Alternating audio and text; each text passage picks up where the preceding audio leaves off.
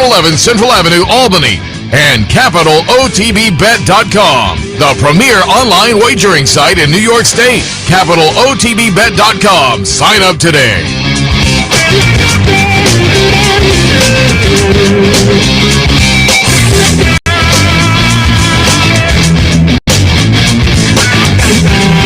Saturday, February 13th, Seth Merrow and Brian Addo. I'm in the studio. Brian down in the Big Easy, a little less than easy this weekend, though. We'll see how that works out. Brian, good morning.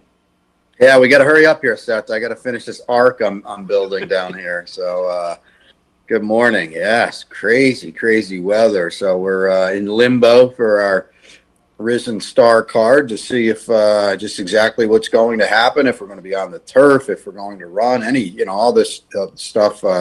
So we'll see. But yeah, the rains just really hit hard late Thursday morning, all throughout the night and into Friday. So it is what it is right now. Yeah, we're actually taping this on Friday morning, so things still maybe a little bit up in the air because canceled Thursday because it was a torrential downpour. I said to you, I pulled up the pregame with Joe Christofek and John Dooley, and I thought they'd taped it the night before. It was dark behind them. You could see lights on, and then the rain started so heavy they had to speak up, and so eventually Fairgrounds canceling on Thursday.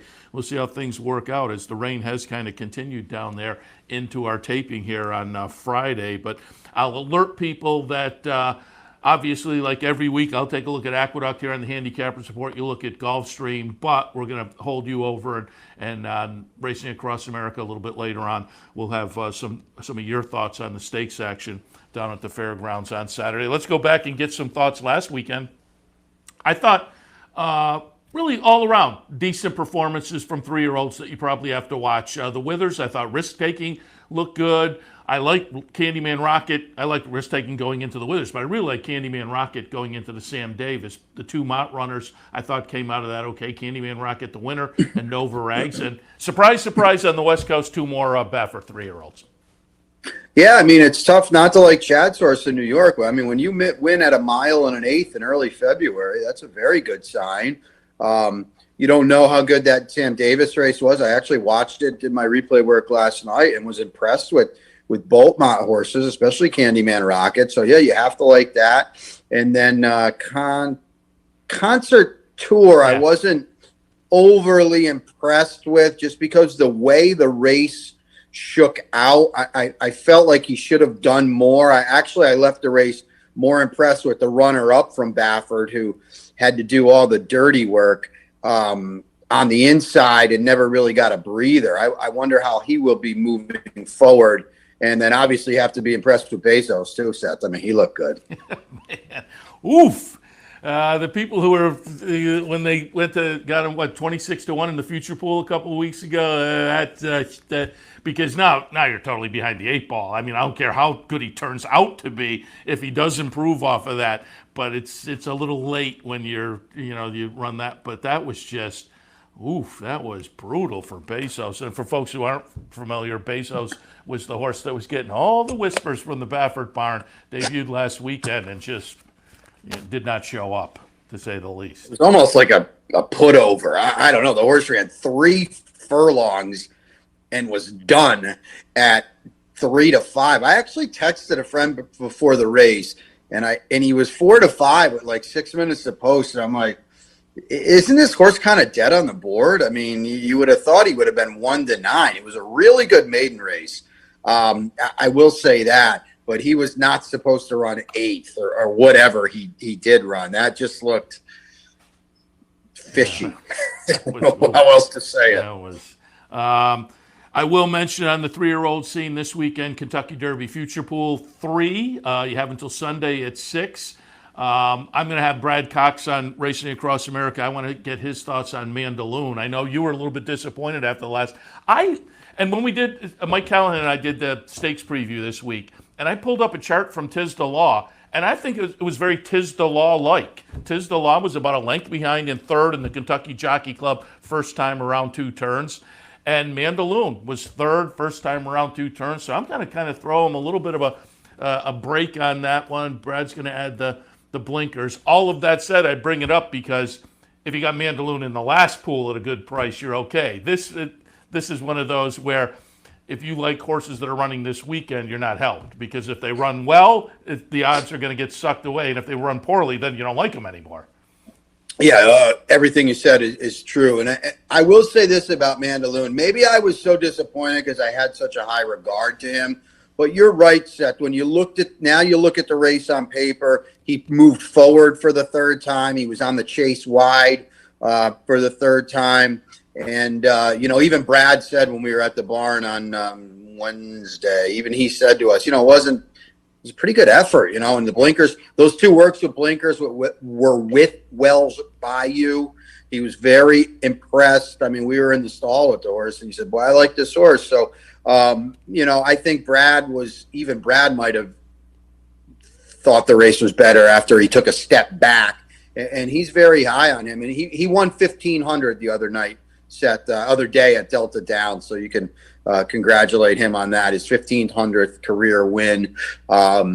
Travel Column, if I'm sure you'll talk to him about her as well. She's been working in company and holding her own with Essential Quality. So it's very good to be Brad Cox.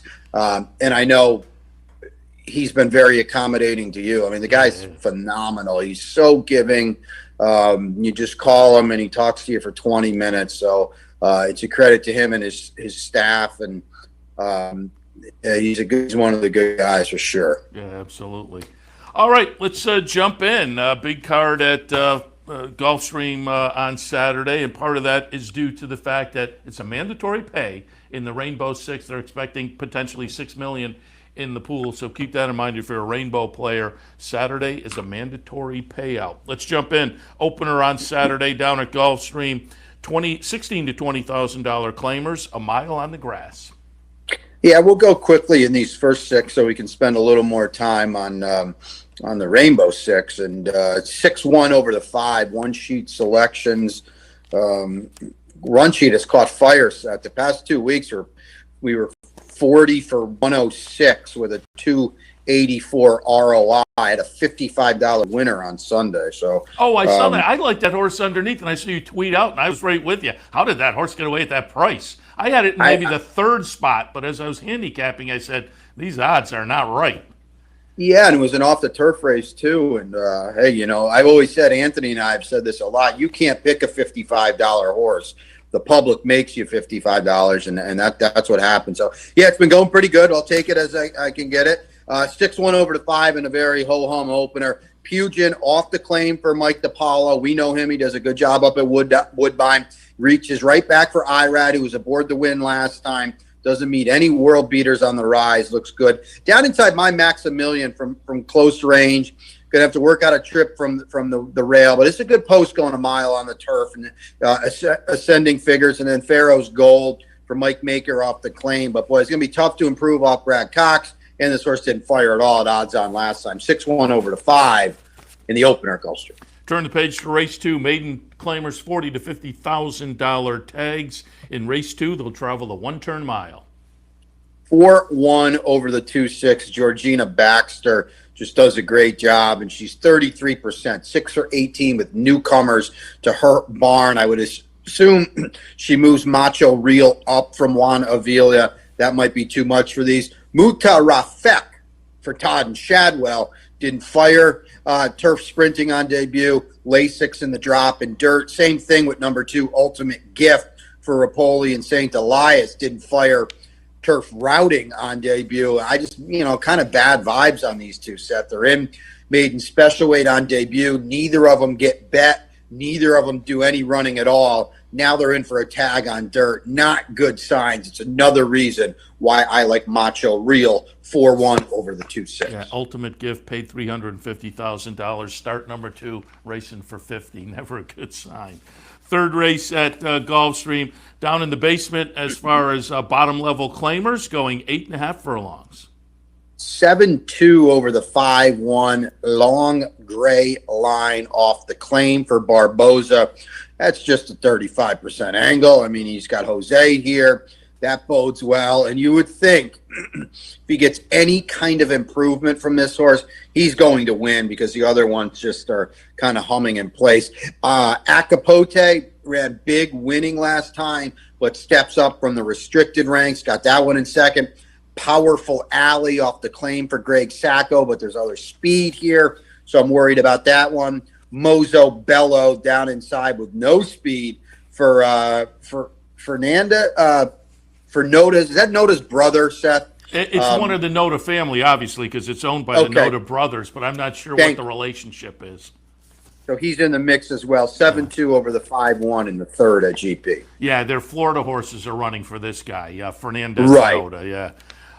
In the fourth at Gulfstream, maiden specials going 1 1/8 on the grass.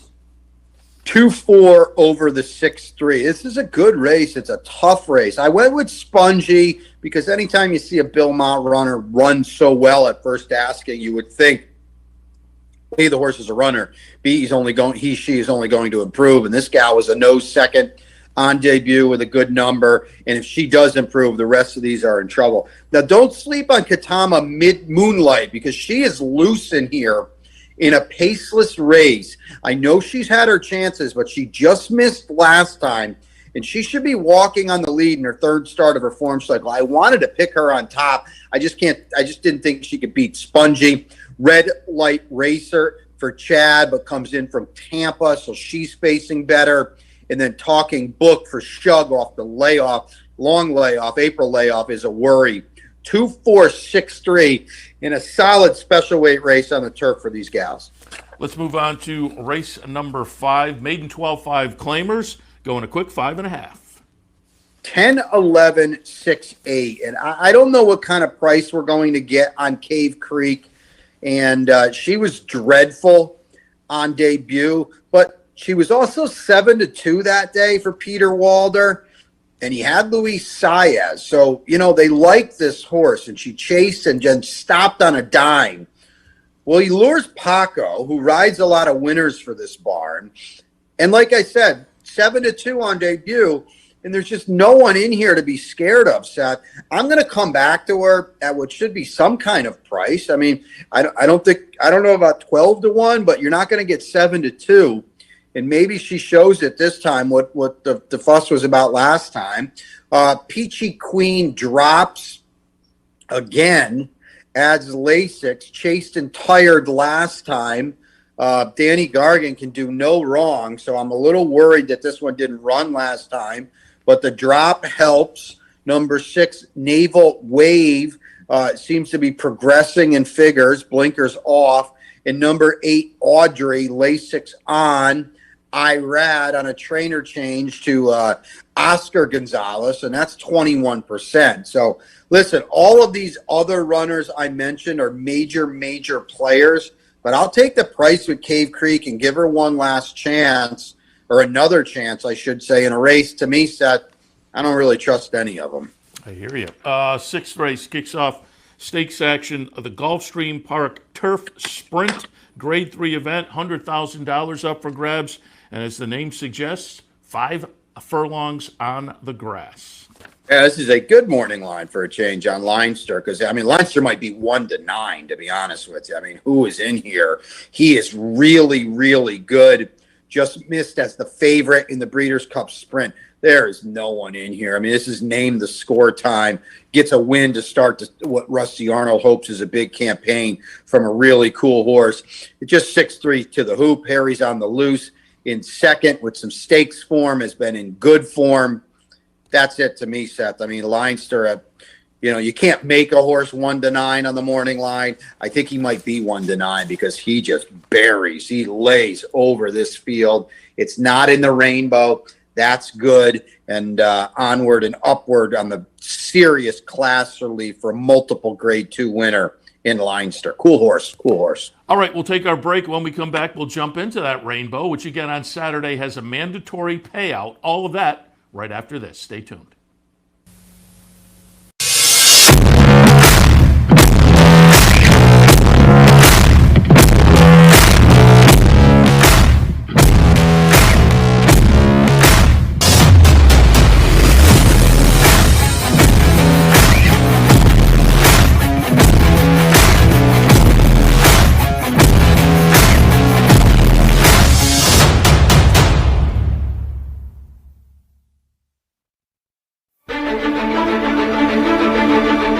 Horses racing, people betting. It's been going on since before the Roman Empire. And the fastest horse is still the one that wins. Where there's gambling, there's cheating. That hasn't changed either. What has changed are the tools used to combat doping and cheaters.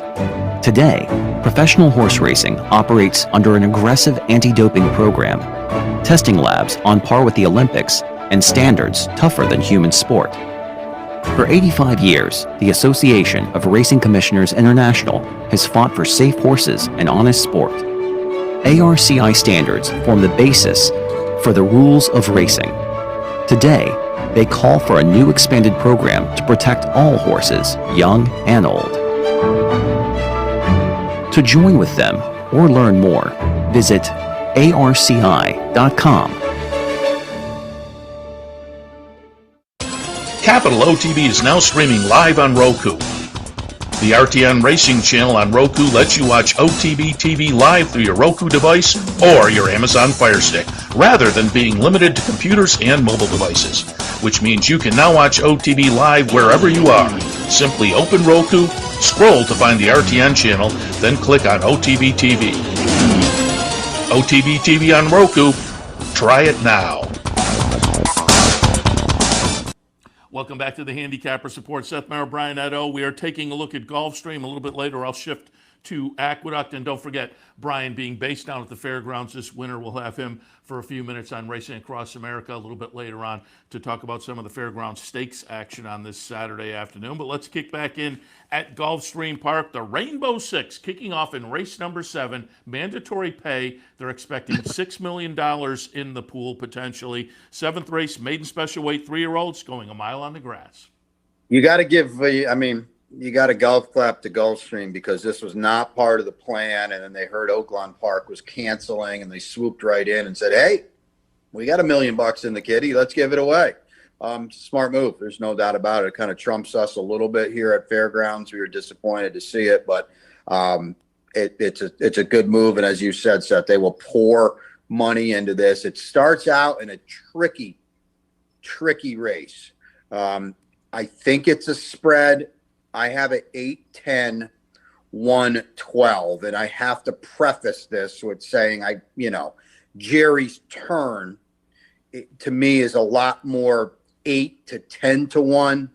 And not to get off on a soapbox here, but this is a problem with a bad morning line. The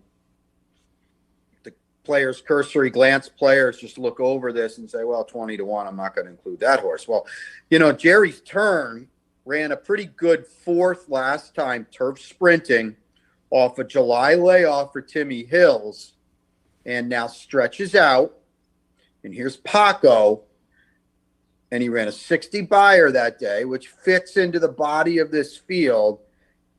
And now blinkers go on, and he is loose, Seth. I don't know how far he can run, but he is going to be loose on the lead.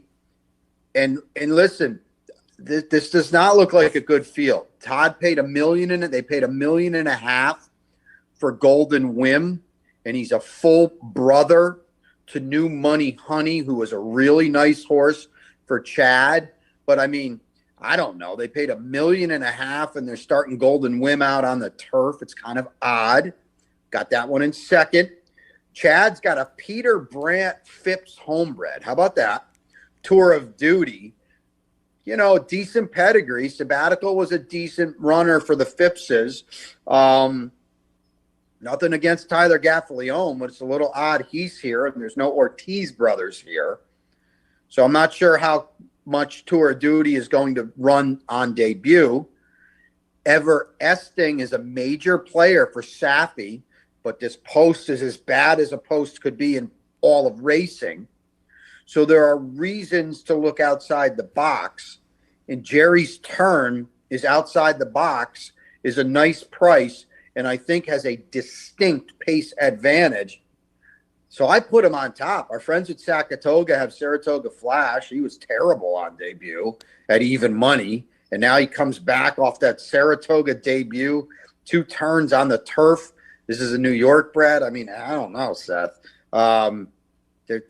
Christoph's ice cold at the meet, and QF75 is the 6 foal from a dam that none of the others have done any running. Fourth start for Group Hug. Couldn't get it done in 3 of them on the dirt for Ian Wilkes. I mean, point being, you're allowed to get creative here. And I think Jerry's Turn is creative, and I don't think he's that far out of this anyway, Seth. Give me him at about 8-1, loose on the lead with Paco. I think it's a tough way to start out the sequence. All the horses you mentioned are playable for one reason or another, and I'll toss in Neotropic for Jimmy Toner. By Tappet, and Toner can get a firster to go, and so a couple of the workouts are okay. I could tilt in that direction. Mike Maker as a second-time starter, moving to 2 turns on the turf, and the 5-horse. This is a tough way to kick off the sequence. If you get through this, you're on your way, though. Race number 8 this afternoon at Gulfstream. Optional claim or non-winners are one other than the 1-turn mile. I would think you're salivating at Funny Bet, who's got 2 buyers that bury this field, has won 3 straight, doesn't meet a good field at all, and somehow is third choice in the betting. 2-7 over to 6. I think, Seth, if you use 2-7-6, you're supposed to get through this race. They are a decided cut above the rest.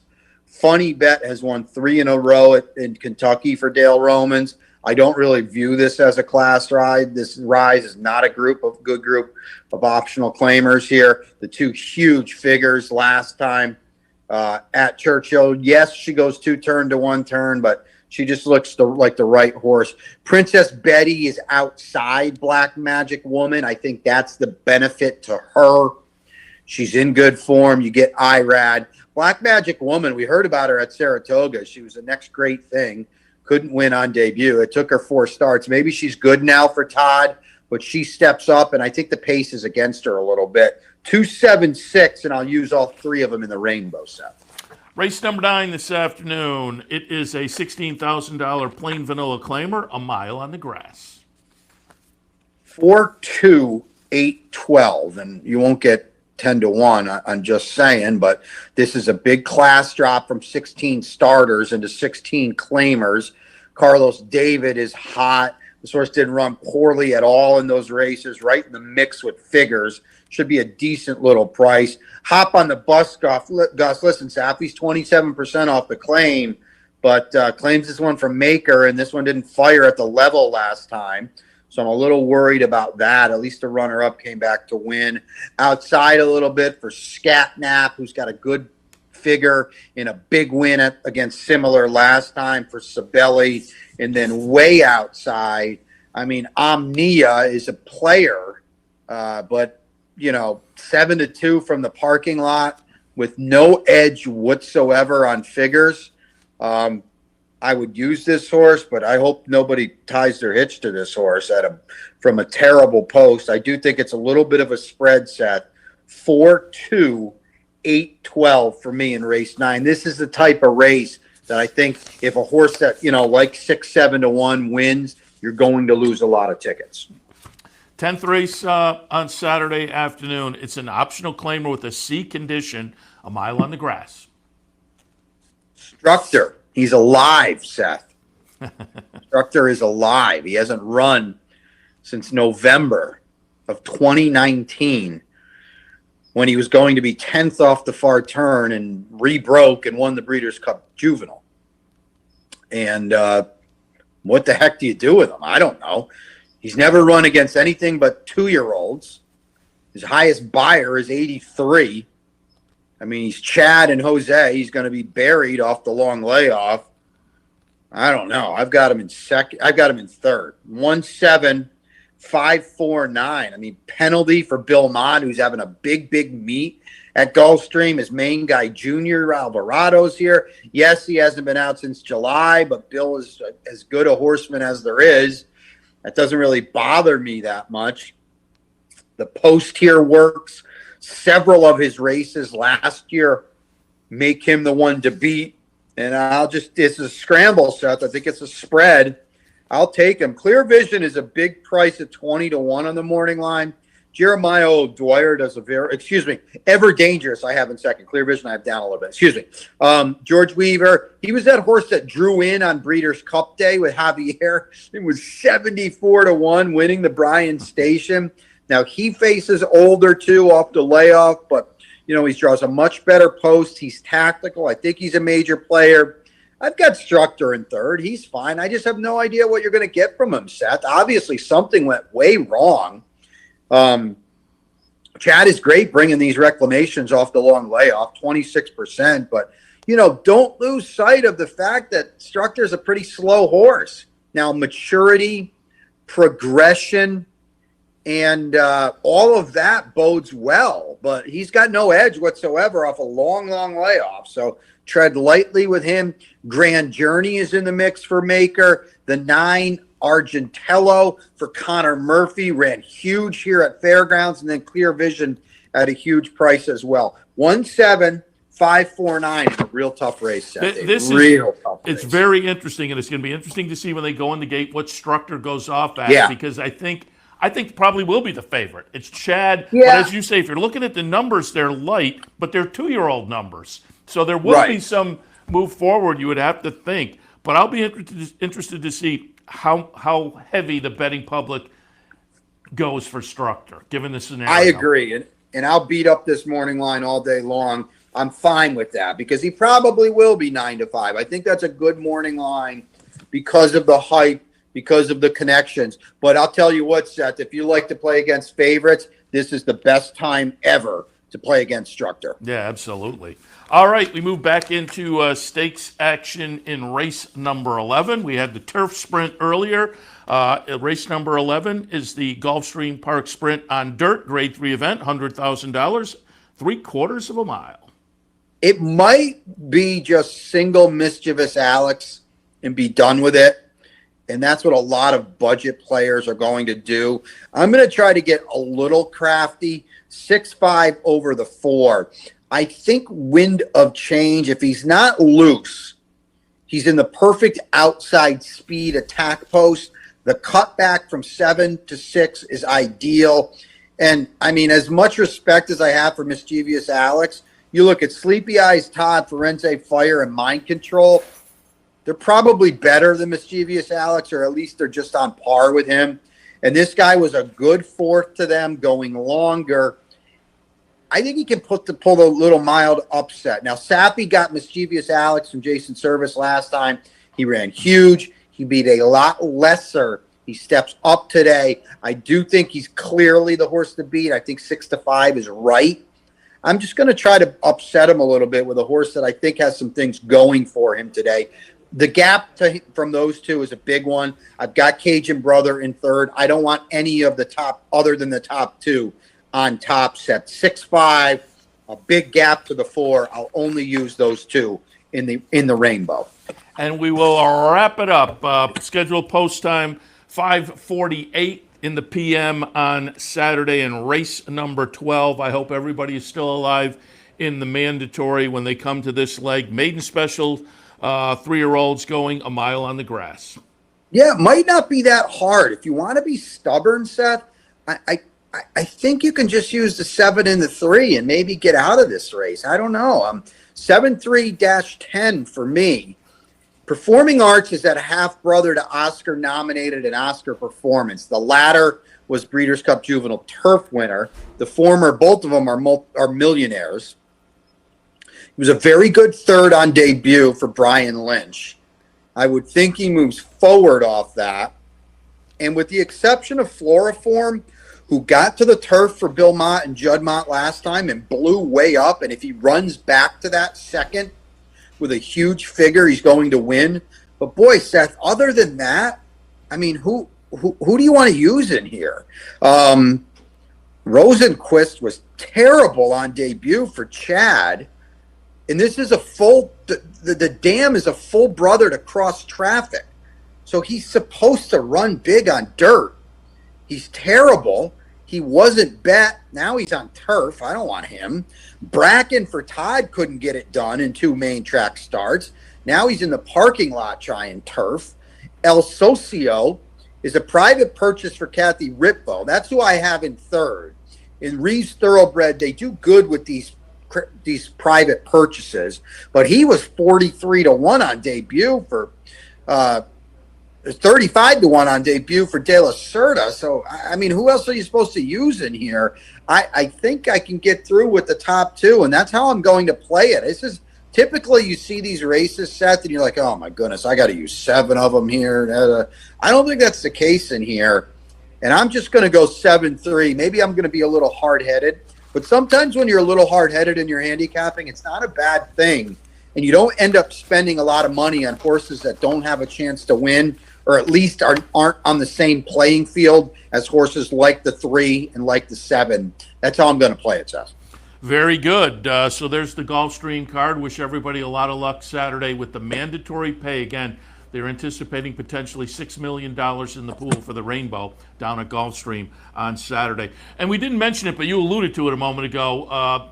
Oaklawn this weekend has already canceled race Thursday, Friday, but expected super cold temperatures. And down there they have just a freeze-thaw thing that affects the track if they get the right kind of weather. And even for them this time of year, the temperatures are unusually cold over the holiday weekend. So they push some of the stakes to next week for Oaklawn. So keep that in mind if you're looking for Oaklawn this weekend. No Oaklawn on the agenda because of the weather. And I will also reiterate, you mentioned earlier Mott having a really good season down at Gulfstream. Last couple of weeks for the Mott, I had Riley Mott on last weekend kind of previewing the Sam Davis and some other horses they had on the card, but I had him also go over some of the wins over the past. Lake Avenue looked good in the 4-year-old debut. I expected a lot from her after the 2-year-old season. The 3-year-old season wasn't much, but she looked good on her comeback. Frank's Rocket won a stake down at Oaklawn, and Riley said, we went over there because the owner lives over there, so he got to watch his horse win. But Frank's Rocket, nice stakes win. White Frosted won a stake that weekend down at Gulfstream, and then gets the exacta in the Sam Davis. So Mott Byron on quite a run over the past few weeks.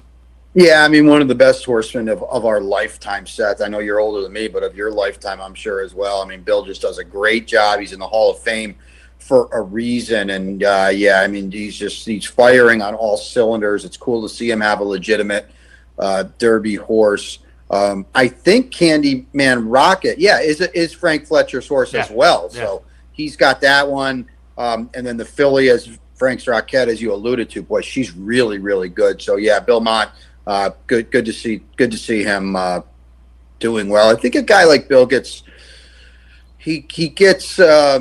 I don't want to say forgotten, but, you know, with Chad and Todd and all these guys winning major stakes races in New York, it's like, oh, that Mott guy, that's right. He's still 15%. And, you know, anytime he's in a big spot, pay attention. And Channel did a great job last year with the turf champion, right? Yeah, absolutely. Yeah.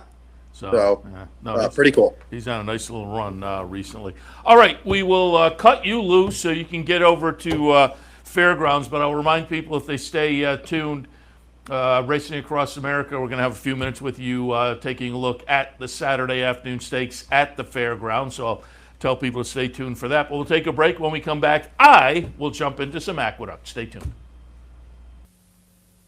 Welcome to Albany County, an incredible destination to live, work, and play, with easy connections to more than a dozen cities from our vibrant modern airport. It's a short trip downtown to a hive of culture and amusement, from world-class shows at the newly renovated Times Union Center to reliving the past at the New York State Museum. From outdoor recreation to shopping to nightlife, Albany County has something for everyone. We'll see you soon.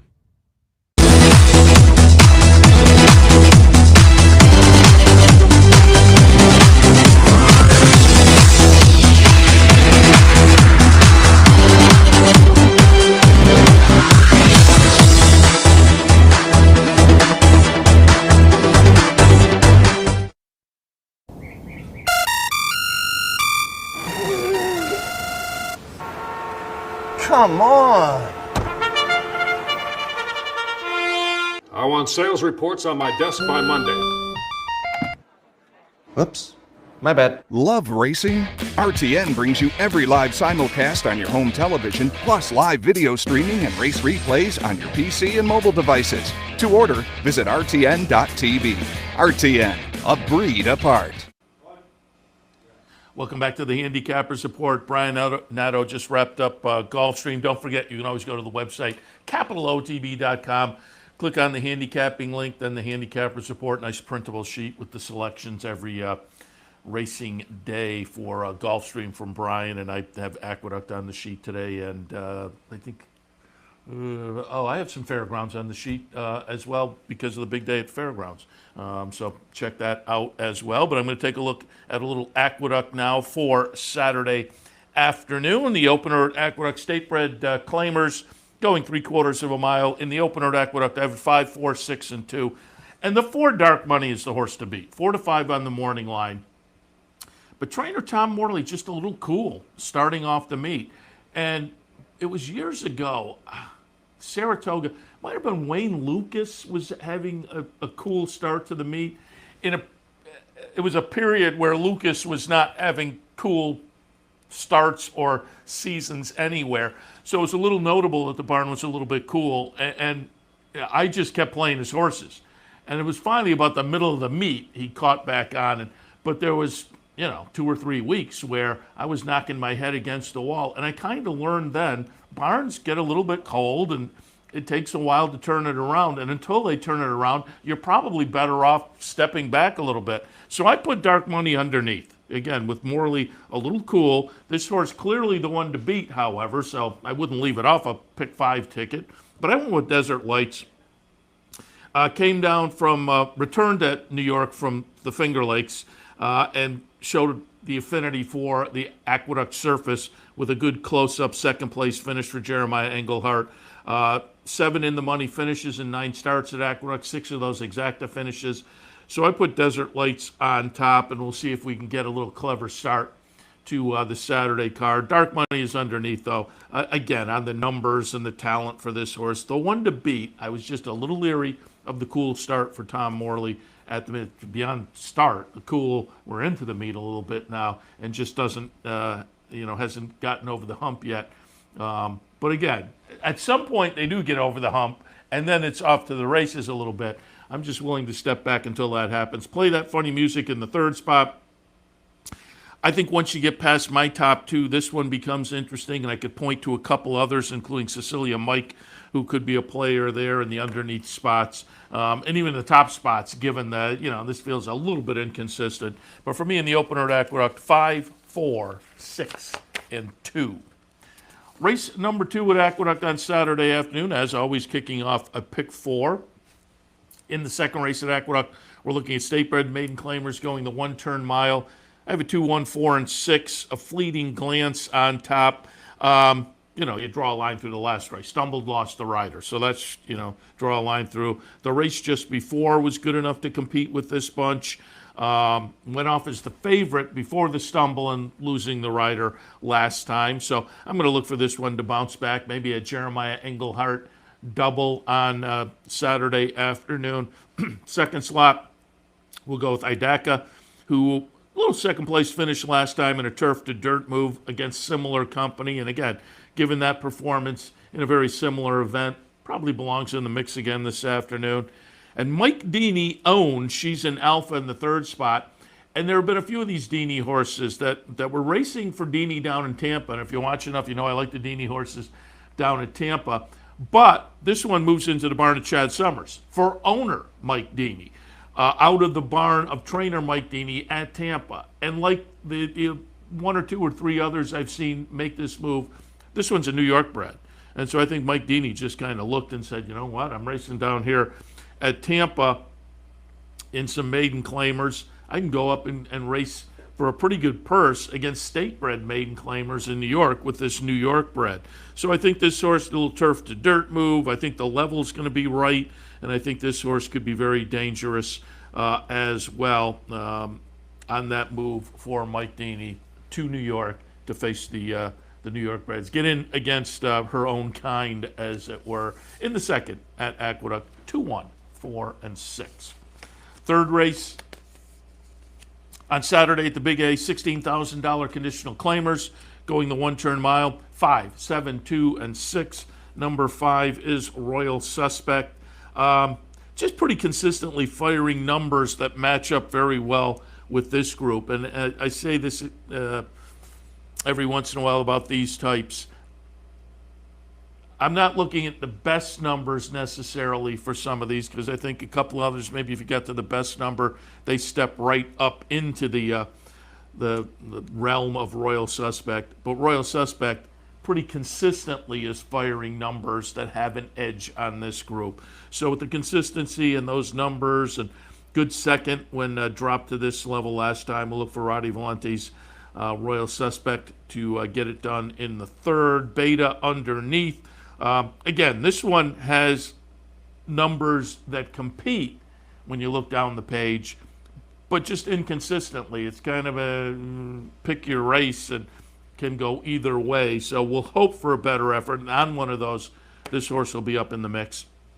Super Wicked Charm in the third spot. Like Beta, last race maybe not so much. Super Wicked Charm, maybe the last couple of races, not so much number-wise. But you go down a little further, there are numbers that clearly compete with these. You can point to one or two others in here, similar scenarios. But as I say, Royal Suspect just consistently is throwing the numbers that can get it done here on better numbers. There are a couple others that are going to be in the mix, including Super Wicked Charm. But in the third at Aqueduct, I have 5, 7, 2, and 6.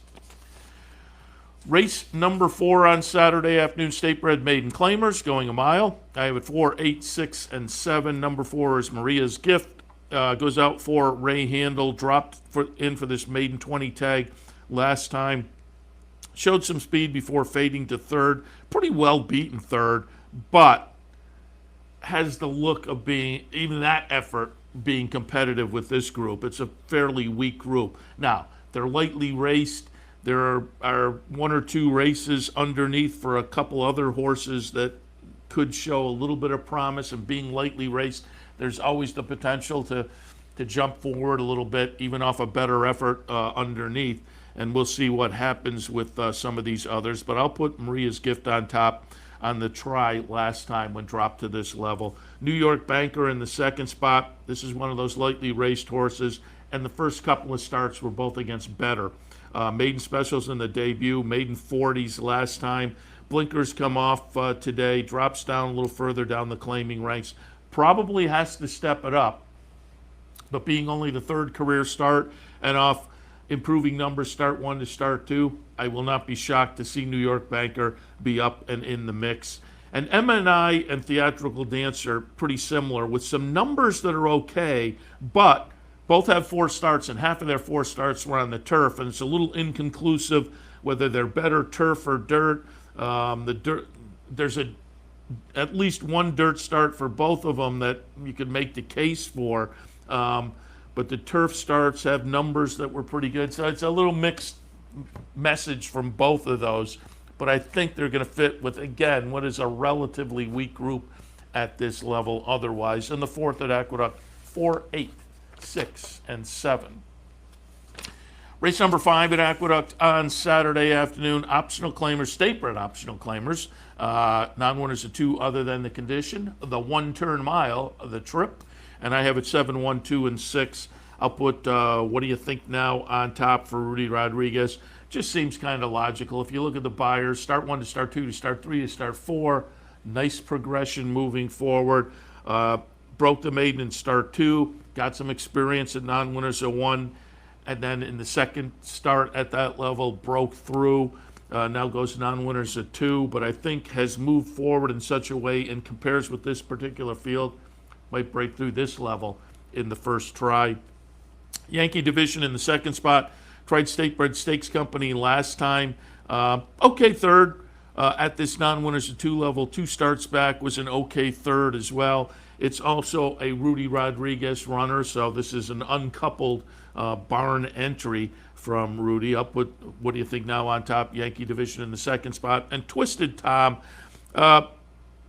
talented New York bred, 7 years old now, just about $900,000 in the bank and has shown flashes of talent, stakes level talent throughout the career. Claimed last time, moves into the barn of Bruce Levine, and I think is going to be a good fit with this group. I mean, this horse typically fires its shot. There are a couple of duds on the resume here going down the page a little bit, but more often than not, you get a better performance from this one, and one of those better performances puts Twisted Tom right in the thick of things. In the fifth race at Aqueduct, 7, 1, 2, and 6.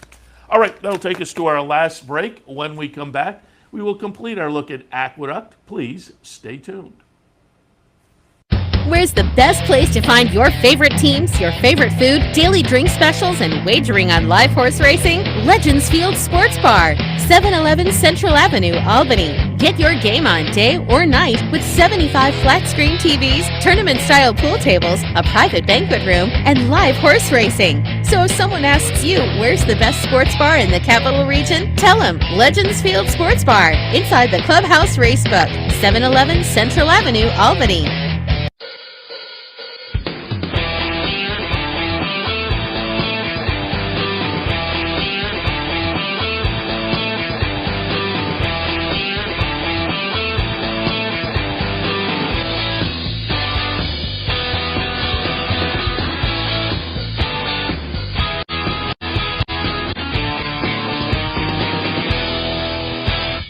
Having trouble finding us? It's actually quite simple. Whether online or on your TV, it's never been easier to watch and wager on championship horse racing with Capital OTB. Simply log on to capitalotbbet.com. There you can watch our morning shows, live stream races, and wager on our state-of-the-art wagering platform. You can also watch from the comfort of your home on Spectrum Cable Channel 1250 or Fios Channel 467, and win more with Capital OTB. Welcome back to the Handicappers Report. Seth Merrow in the studio, taking a look at Aqueduct for Saturday afternoon. We're 5 races in, and we'll move on to race number 6. State-bred maiden specials going 7 furlongs. For me, 2, 1, 4, and 6. Tough workout on top. Todd Pletcher having a nice little winter meet, and obviously he's good with first-time starters. This one goes out for Rapoli. Comes up from Palm Beach Downs, where Todd has his Florida base. Why coming up from Palm Beach Downs? Why not run where Todd does very well at Gulfstream? Well, it's a New York bred. So you come up to New York and you jump in for $70,000 against the New York breds. I like the Florida move. They think they have the horse ready, and they're saying, let's go up and take advantage of that purse and facing New York breds. Tough workout on top. Reggae Music Man is by McLean's Music, a sire I like as a win early sire. Hasn't quite lived up to it in the first 2, but a good second and a good third, so has run well and should be in the mix again on Saturday afternoon. And 42 Ace. Plenty of opportunities so far for trainer Gary Siaka. Hasn't gotten it done, but his firing numbers that I think will stack up with the ones that are brand new in here. Certainly match up with the 2 that do have some experience, the 1 and the 3. But again, just taking a look at the other horses and breeding and connections and whatnot, I'm guessing that 42 Ace, with the experience this one has shown, probably is going to match well. And experience does count, so we'll throw that one in. Cox's Ledge from Jim Bond at 15-1 by Toneless. That one may be a little bit interesting as a first-time starter in here. Race number 6. I have a 2, 1, 4, and 6. Race 7 at Aqueduct, $10,000 claimers going 3/4 of a mile. 2, 1, 5, and 3. I put 40 and slip on top for Linda Rice and drawing away. 8-1 on the morning line. I think we may get that because buyer number-wise, this horse probably has to step it up a little bit. But it's that angle I like quite a bit. State-bred allowance into an open claimer. Now, this one is very lightly raced in 2020. A couple of starts in February and March of, again, last year, and then was last seen the beginning of October. So it's a little bit of a scenario, an addition to this scenario that I'm not in love with, the 3 starts only in 2020 and not being seen since October. But again, on the angle, I think we'll get some odds that'll warrant taking the pop. So 40 and Sip on top. Shamrock in the second spot. Claim 2 back for 20. Then they got ambitious and tried a $40,000 claimer. Now they dropped for 10. Again, I think talent-wise, this horse probably matches up okay, but in the second start off the claim, dropping in for the 10 tag, not super thrilled about that. But again, they did claim the horse for 20. Now they went for 40 last time, but it's not really a 40 to 10 drop. It's more a 20 to 10 drop because that's what they paid for the horse. But it still makes you scratch your head a little bit. Diddley in the third spot, tossed in a clunker last time for Wayne Potts, who's had kind of a mixed bag this winter at Aqueduct. And this horse, a perfect example of that. 2 back for Wayne Potts, 1 at a 12.5 tag. Last time at 16,000, was well beaten, running last in a field of 8. Now drops to the 10 tag. But again, given what we saw, 2 back at the 12.5, Diddley has to be played, I think, in here. In the 7th at Aqueduct, 2-1, 5 and 3. Race number 8 at Aqueduct on Saturday afternoon. I have it 5, 9, 1, and 2, and an optional claimer non-winners of 2 other than. Put Secret Rules on top for Bill Mott. Goes out for our friend Lee Einseidler, Bill Mott, and in good form off the 2 starts since the comeback. Laid off from February until November. 2 second-place finishes, 2 nice improving buyer numbers, and 2 buyer numbers, particularly with that improvement start 1 to start 2, that probably have at least a slight edge on this group. So fairly lately raced as a 4-year-old with only the 7 starts, the 2 nice improving second-place finishes. I think Secret Rules is primed for a good effort on Saturday. Second slot, More Grateful. Brad Cox trainee that had a win last time in a non-winners of 1 other than allowance. I think that race sets this one up for a good effort in this group this afternoon. And then Happy Farm. Excuse me. This is one of those runners that moved out of the Jason Service barn, which has been a complete mixed bag. Some of those Jason Service horses have gone on to other trainers and done well, some not so much, and some, like this one, took a start to kind of find themselves in the new barn. This horse moves out of the Jason Service barn, lays off the better part of a year, comes back and throws in an absolute clunker in the Gravesend, then comes back last time in a $50,000 claimer and wins like Happy Farm of old, but it was only a week ago. So, A, we'll see if this horse runs. B, if it runs, I kind of like the fact that they're doing a 7-day turnaround, but it's going to be a question mark. Will this horse come back on that quick comeback, having run February 6th, back on February 13th? We'll see. But as I say, that was a good effort, and I kind of like the confidence if they do come back Saturday. In the 8th at Aqueduct, 5, 9, 1, and 2. And we wrap it up on Saturday in race number 9. I won't say I didn't have any idea in here, because I had ideas, but this is a tough race where you could have a million ideas. Well, you could have 13 ideas. There's 13 horses in here. And I don't know if you could point to the whole field, but you could point to probably 5 or 6 with a similar level of confidence. First off, we'll root for our friends Eddie F's. Eddie F's up in Saratoga. Always like the lobster rolls and the fried clams. And I think, if I'm not mistaken, they may be reopened for this. I'm going to have to check that out. Get my fried clam fix, because I think they may be reopened for the season. But I always like to root for the locals. And Eddie F's has Tailspin in here for Eddie F's and Gary Siaka, the 6. I didn't use that one. I went 4, 7, 10, and 5. Royal Kaz on top. Decent numbers. Good try last time on the move from Penn National to Aqueduct with that one under the belt. Royal Kaz on top. Lord Kimden in the second spot. Beaten favorite last time. Tossed a similar number to Lord Kaz, and seems also to belong with this group. And Danegeld in the third spot. Lightly raced for Jim Bond. There's one race underneath, the second start of the career, that I thought was good enough to think this horse could be interesting in with this bunch. But lightly raced, hasn't been seen since July, so there's question marks. That, as I say, That's the level of confidence I have in this field. There are 5 or 6 I could point at. Yeah, I like this. I don't like this so much. So I wound up in the finale at Aqueduct, race number 9, 4, 7, 10, and 5.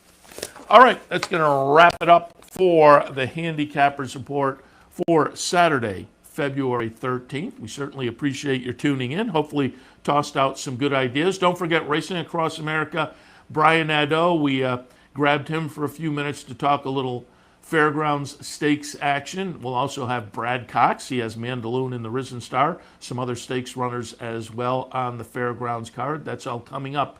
Top of the hour, Racing Across America. Stay tuned for that. We'll see you then. You're watching Capital OTB TV. Wager at CapitalOTBBet.com for the most comprehensive wagering site and the best player rewards in New York State.